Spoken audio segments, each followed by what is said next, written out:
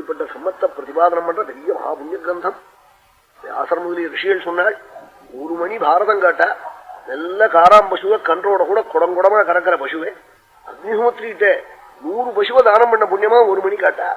யோகோஷதம் கனகசிருங்குரம் ததாதி விப்ராய வேத விதுஷே ச பஹுஸ்ருதாய புண்ணியாஞ்ச பாரத கதாம் ஸ்ருணுயாச்ச நித்யம் துல்யம் பலம் பவதி தஸ்ய ச தஸ்ய சைவ. ரொம்ப பலம் சொல்றாள். ஒரு பர்வாக்கும் 100 போய் பலம் அன்னதானம் பண்ணணுங்கிறாள் பாரதத்துக்கு. எல்லாத்தையும் ரொம்ப அந்த சாஸ்திரங்களை நன்னா புரிஞ்சிருந்து சங்கரலிங்க மீர்வாள் ஏற்பாடு பண்ணியிருக்காள். அதான் நான் ஆச்சரியப்படுறேன். ஒரு நாளைக்கு ஒருத்தருடைய அன்னதானம் இந்த பிரவச்சன புண்ணியம் இது கிடைக்க முடியாத ஒரு விதியில இந்த லௌகிகத்தை வைதிகத்தோட சேர்த்து கலந்து அழகா பண்ணி அவளுக்கு வைதிகம் லௌகிகம் ரெண்டும் தெரிஞ்சவாளாகினால அவளா யோஜனை வேற ஒத்தையும் போய் அவள் யோஜனை என்ன கேட்கணும், ஆற கேட்கணும் அவளுக்கு. இது மகாபாரதம் பெரிய கிரந்தம், எல்லாரும் சேரணும் இந்த புண்ணியத்துல. எப்படி ஆலய தர்மமும் அது மாதிரி சிவாலய கும்பாபிஷேகம்னா எல்லாரும் சேர்ந்து பண்றது. ஒருத்தர் நமக்கு எனக்கு பணம் இருக்குன்னு பண்ணி பண்றது இல்லை, எல்லாருமா சேர்ந்துதான் பண்ணுவாள். அப்படித்தான் வழக்கம். அது மாதிரி மகாபாரதத்தை பண்ணம்னு அவளுடைய எண்ணம். பெரிய புண்ணிய கிரந்தம். பர்வாக்கு பர்வா பலன் சொல்றாள்.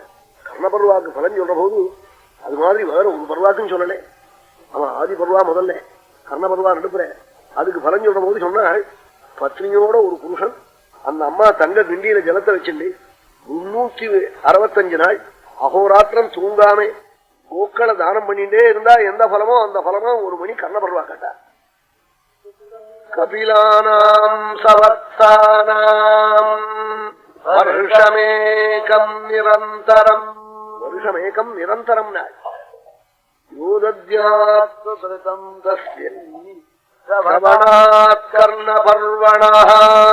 கர்ணபர்வாவை காட்டவாளுக்கு அந்த புண்ணியம் இருக்கார்.